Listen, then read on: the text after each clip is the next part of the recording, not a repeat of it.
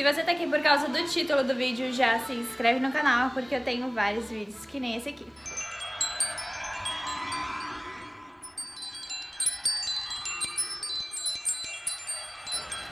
Antes de dar continuidade à nossa série de oráculos, eu preciso falar de Eteila. Como vocês viram no título do vídeo, foi o primeiro tarólogo.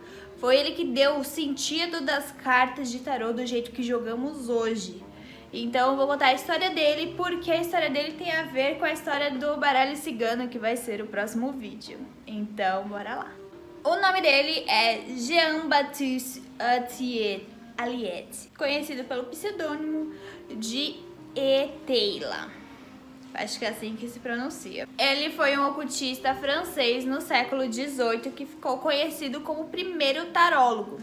Quem não sabe, quando surgiram o baralho de tarô, quando surgiu, era o baralho que conhecemos chamado Piquet. Esse era o baralho dele. E então ele tornou o baralho não só para jogos, mas sim como para adivinhação. Um método de jogar ele de uma forma diferente, a não ser para se divertir. Porque naquela época esse baralho era usado como baralho de cartas que a gente joga hoje em dia. Então pensa nele como uma pessoa que começou a usar o jogo do Uno para fins místicos. Acho que deu pra entender, né? Bom, então antes dele começar a falar sobre esse sistema novo de cartas de tarô que seriam jogadas não da forma convencional, mas sim da forma mística, existia um clérigo. E sim, gente, naquela época, ocultistas normalmente eram religiosos de cargos elevados. Que ironia, né? Naquela época as coisas eram um pouquinho diferentes. Esse ano era 1781. E um clérigo chamado Anthony Court de Gebelin, conhecido como Gebelin, ele lançou um livro falando que aquelas cartas do baralho eram, na verdade, inspirações arcanas, conhecido pelos antigos egípcios, que carregavam toda aquela história egípcia que eu já contei nos outros vídeos. Então ele jogou essa teoria. E por cima dessa teoria veio Eteila e publicou um livro chamado Como Entreter-se com o Baralho de Tarô. E ele deu esse nome, Tarô, para o baralho de Marseille.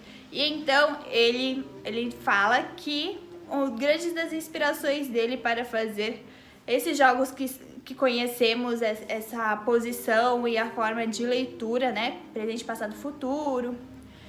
Interior e exterior, ele teria aprendido com o italiano. E não se sabe muito bem se ele aprendeu muito desse italiano ou pouco. A gente não sabe o quanto que é original da parte dele.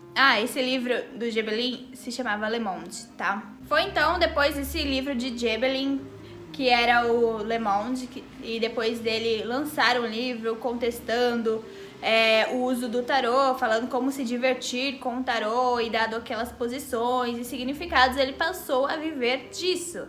Ele começou a fazer jogos de tarô para fazer adivinhações. E então ele entrou na Sociedade dos Intérpretes de Thoth. Thoth é uma figura muito importante, né? Principalmente para os ocultistas daquela época, que lá deles vieram muitas das informações que nós temos nos livros e nos ensinamentos. Então foi naquele ano que ele se juntou à Associação de Thoth. E foi um ano depois, em 1789, que ele realmente colocou as mãos na massa e mudou o baralho de Piquet que a gente conhecia. Agora ele se chamava... ele era um baralho totalmente reformulado, com desenhos que ele teria criado, né? O tarô de Eteila, ele teria desenhos, né? Com fins ocultos, e realmente teria transformado o baralho de Piquet, o baralho de entretenimento, para um baralho para fins místicos. Então ele já não estava mais usando aquela forma de baralho tradicional, ele já tinha transformado até os desenhos em uma outra experiência. E no ano seguinte ele fundou a primeira escola de magia de Hogwarts. Não foi de Hogwarts, mas que ensinava as premissas do ocultismo, uma escola de magia, de feitiçaria, de aprendizado taotistas, que eram os ensinamentos de Thoth. Eu inventei taotista, tá? só pra deixar claro. E foi nessa mesma época, né, em 1790, que ele criou essa divisão no tarô de arcanos maiores e arcanos menores. É legal você poder entender da onde veio e pra onde vamos. Então esse foi o primeiro tarô místico, que ele tirou aquele sentido de uma brincadeira com fundo de verdade e lançou realmente aquilo como um jogo de adivinhação. E aquilo iria espanar naquela mesma época para outros cantos. Um deles seria o baralho cigano. Mas eu não vou falar do baralho cigano aqui, claramente. Vou deixar isso para um próximo vídeo, óbvio, porque vamos falar de outra grande personalidade que teve um grande trabalho nesses tarôs. Então, se você gostou, já deixa o seu like, se inscreve no canal, ativa o sininho, porque é muito importante, porque estamos no Novembro Nebuloso.